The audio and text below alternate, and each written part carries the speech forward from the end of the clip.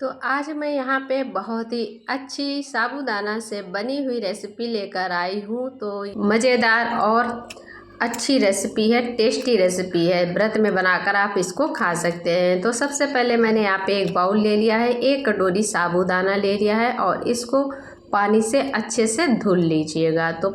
तो मैंने यहाँ पे 2 बार पानी से इसको अच्छे से धुल लिया है। तो चलिए इसका बहुत ही अच्छा व्रत में बनाकर इस तरीके से खा सकते हैं। बहुत अच्छी रेसिपी है, देखते ही आप तुरंत बनाएंगे। और ये देखिएगा, तो मैंने यहाँ पे धुल लिया है और इसको रख देते हैं। बहुत झटपट बनकर तैयार हो जाती है, आपको समय भी नहीं लगता है। तो ये देखिए मैंने यहाँ पे रख दिया। अब मैं यहाँ पे एक मिक्सी जार ले रही हूँ। तो मिक्सी जार ले लिया है। मिक्सी जार में मैंने यहाँ पे मूंगफली के दाने ले लिए और इसको मैं यहाँ पे डाल देती हूँ। तो इसको पीस लेती हूँ, पाउडर बना लेती हूँ। तो चलिए, तो बहुत ही अच्छी है, देखते ही आप तुरंत बनाने लगेंगे। तो ये देखिएगा पाउडर बनकर तैयार हो चुका है। इसको भी साइड में रख देते हैं, आगे और भी तैयारी करते हैं। तो व्रत में आप इस तरीके से बनाकर खा सकते हैं। एक प्लेट में निकाल लिया है और इसको रख देते हैं। तो चलिए इसको साइड में मैंने यहाँ पे रख दिया है, जो मूंगफली के दाने से पाउडर बनाया हुआ था। अब मैं यहाँ पे साबूदाना जो मैंने यहाँ पे रखा हुआ था भिगोकर, बस धुल के ही रखना है, ज़्यादा देर भिगोना नहीं है, इसको भिगोकर रखना नहीं है, बस धुल लेना है 2 से 3 पानी के लिए। और 5 मिनट के लिए आप इस तरीके से रख दीजिएगा। बाकी जब तक और भी कोई तैयारी कर लीजिए, तब तक ये साबूदाना थोड़ा सा भीग जाएगा। तो अब मैंने यहाँ पे 2 कच्चे आलू ले लिए हैं। तो बस 2 कच्चे आलू ले लीजिएगा और इसके बाद इसको छोटे छोटे पीस काट लीजिएगा। तो आप इस रेसिपी को देखेंगे व्रत में तो तुरंत बनाएंगे, इतना टेस्टी ये बनता है व्रत में। और सिंपल और साधारण तरीके से बनकर तैयार हो जाता है। और जब आप इसे खाएंगे तो बहुत ही मज़ा आएगा, इतना अच्छा बनता है।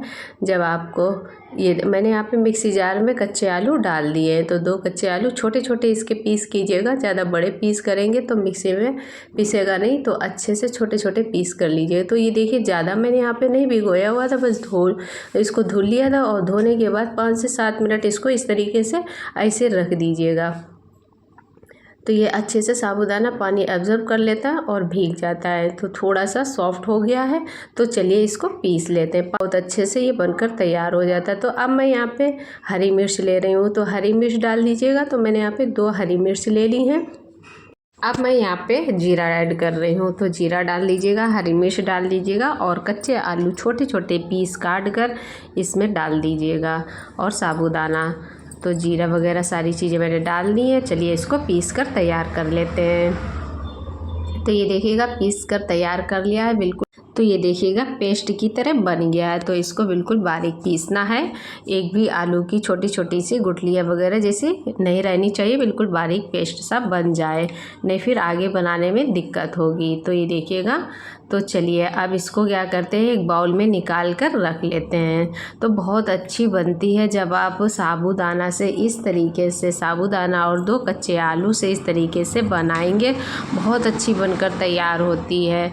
तो चलिए अब इन सभी चीज़ों को साइड में रख देते हैं। अब मैंने यहाँ पे एक बाउल ले लिया है और बाउल में मैं यहाँ पे जो पेस्ट बनाया हुआ था साबूदाना आलू का, तो इसी में डाल देती हूँ। तो पेस्ट डाल दीजिएगा और इसके बाद और भी चीज़ें ऐड कर रही हूँ। तो जैसा कि नवरात्रि चल रहे हैं तो आप व्रत में बनाकर इस तरीके से खा सकते हैं। तो अब मैंने यहाँ पे जो मूंगफली के दाने से पीस कर रखे हुए थे पाउडर, इसको भी इसी में ऐड कर देती हूँ।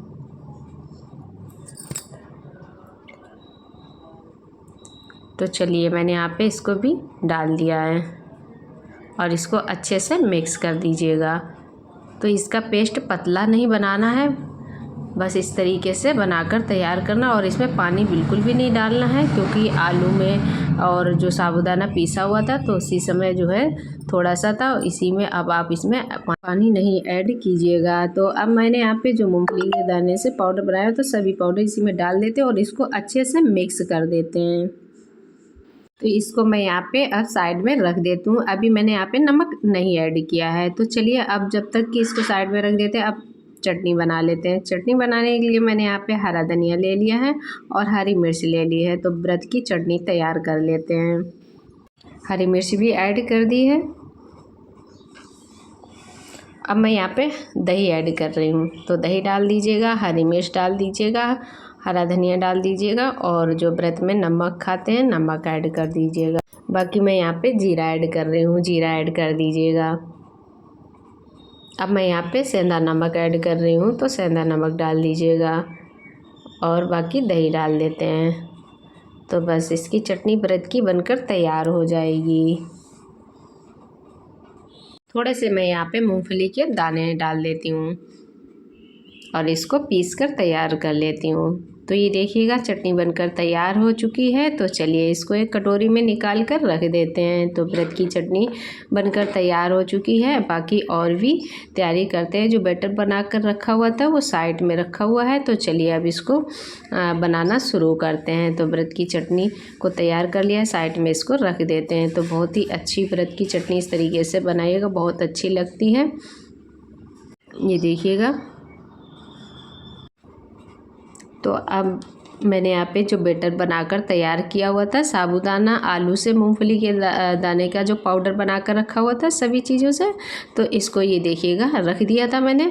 और जब तक मैं चटनी बना रही थी तो अब ये इस तरीके से अच्छे से मिक्स हो गया है। अब इसको अच्छे से तैयार कर लीजिएगा। अब चलते हैं आगे तैयारी करते हैं। तो बस इसका ज़्यादा पतला नहीं बैटर बनाना है, अगर पतला बनाएंगे तो नहीं बनेगा। तो मैंने यहाँ पे नमक नहीं डाला हुआ था, नमक अब मैं डाल रही हूँ। तो सेंधा नमक डाल रही हूँ और इसके बाद इसको भी अच्छे से मिक्स कर देती हूँ।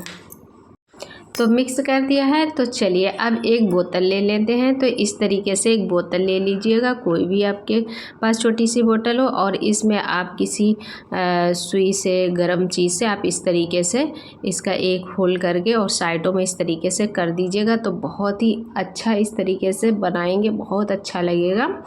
तो इसमें क्या करते हैं बैटर को, तो मैंने यहाँ पे इस तरीके से बोतल में डालने के लिए एक कोन इस तरीके से पॉलीथीन की ले ली है और इसी में मैं यहाँ पे, अगर आप बोतल से नहीं बना रहे तो आप किसी जो रिफाइंड की पन्नी आती है तो आप उससे भी बना सकते हैं। छोटी सी काट लीजिएगा छोटा सा, और उससे भी बन सकते हैं। बट मैं यहाँ पे बोतल से इस तरीके से बना रही हूँ, बिल्कुल नए तरीके से बना रही हूँ।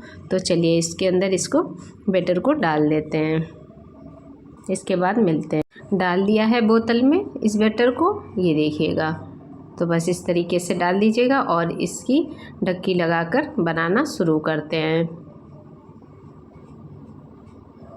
तो बहुत ही अच्छी जो ये डिज़ाइन बनेगी, इसमें बहुत ही अच्छी तरीके से इस तरीके से बनाकर तैयार कर लीजिएगा। और बहुत अच्छा लगते हैं देखने में, खाने में बहुत ही अच्छे लगते हैं। व्रत में आप चाय बनाते हैं, चाय के साथ या चटनी के साथ आप व्रत में खाते हैं, तो व्रत में इसको खा सकते हैं, बहुत अच्छे लगते हैं। जिस तरीके से आप कुरकुरे वगैरह बनाते हैं इस तरीके से। तो मैंने यहाँ पे कढ़ाई चढ़ा ली है और घी डाल दिया है। तो चलिए अब इसमें घी गर्म हो जाए, इसके बाद डालना शुरू करते हैं। तो बिना भिगोए और बिना बॉयल आलू के आप इस तरीके से व्रत में, तो घी गरम हो चुका है। तो ये देखिएगा अब मैं यहाँ पे इस तरीके से डाल देती हूँ। तो लंबे लंबे इस तरीके से डाल दीजिएगा, बहुत अच्छे लगते हैं देखने में, खाने में इतनी क्रिस्पी, इतने कुरकुरे बनकर तैयार होंगे।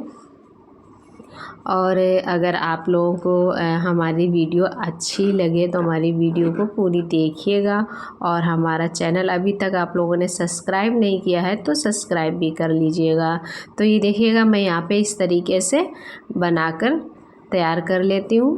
ये देखिए बहुत ही अच्छे से बनकर तैयार हो जाते हैं, बिल्कुल भी टूटते नहीं हैं, फटते नहीं हैं, बिल्कुल भी नहीं। और इतने क्रंची बनकर तैयार होंगे जब आप इस तरीके से बनाकर तैयार करेंगे। तो चलिए इस तरीके से सब बना लेते हैं, इसके बाद मिलते हैं।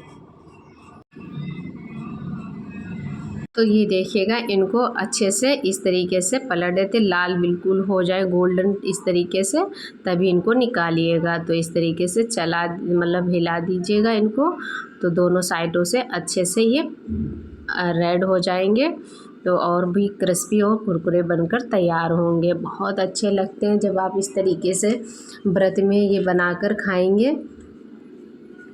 ये देखिएगा, तो सभी इस तरीके से पलट देते हैं और बस इस तरीके से हो जाए। इसके बाद इसको प्लेट में निकाल कर तैयार कर लेते हैं। ज़्यादा समय भी नहीं लगता है कि आपको 2 घंटे के लिए, 1.5 घंटे के लिए, 1 घंटे के लिए आपको साबूदाना भिगोना पड़ेगा या फिर आलू बॉयल करने पड़ेंगे। आप झटपट बिना बॉयल आलू के, कच्चे आलू से और साबूदाना से इस तरीके से ये बनाकर तैयार कर सकते हैं और बहुत ही टेस्टी बनकर तैयार, मतलब खाएंगे तो टेस्टी लगेंगे और बहुत अच्छे बनकर तैयार होते हैं। तो चलिए, अब मैंने यहाँ पे इनको निकाल कर साइड में रख दिया। बाकी और भी इसी तरीके से बनाकर तैयार कर लेते हैं। तो चलिए, और भी इसी तरीके से मैं झटपट बनाकर तैयार कर लेते हैं। इसके बाद मिलते हैं। तो बस इस तरीके से आप इनका शेप दे सकते हैं और बस इस तरीके से बनाकर आप व्रत में खा सकते हैं। बहुत ही सिंपल, आसान और सरल तरीका है। झटपट आप बनकर तैयार हो जाएगा। तो सभी इस तरीके से मैं बनाकर तैयार कर लेती हूँ। इसके बाद मिलती हूँ। तो इसको भी इसी तरीके से पलट दीजिएगा।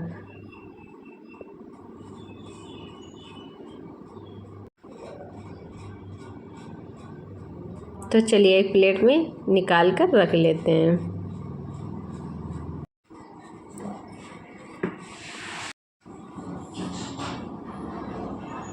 तो मैंने यहाँ पे सभी बना लिए इस तरीके से और एक प्लेट में निकाल कर इस तरीके से रख लिए हैं।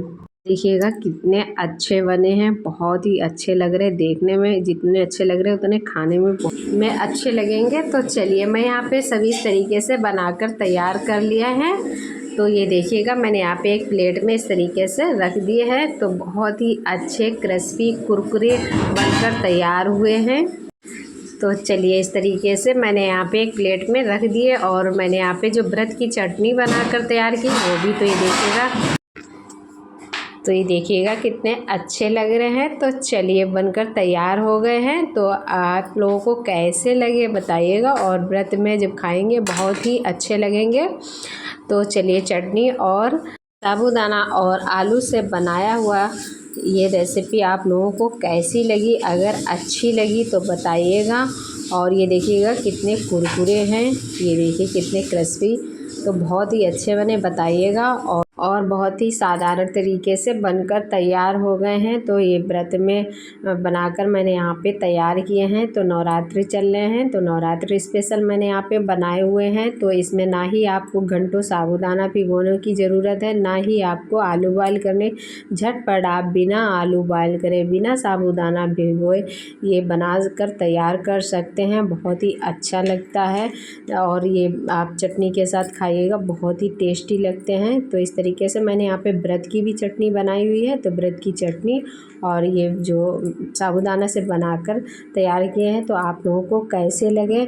अगर अच्छे लगे तो बताइएगा। तो वीडियो अच्छी लगी तो वीडियो को पूरा देखिएगा, लाइक कीजिएगा, शेयर कीजिएगा, कमेंट कीजिएगा और प्लीज़ हमारे चैनल को सब्सक्राइब कीजिएगा। मिलते रहेंगे ऐसी नई नई और अच्छी अच्छी रेसिपी के साथ। जब तक के लिए जय माता दी, जय माता दी।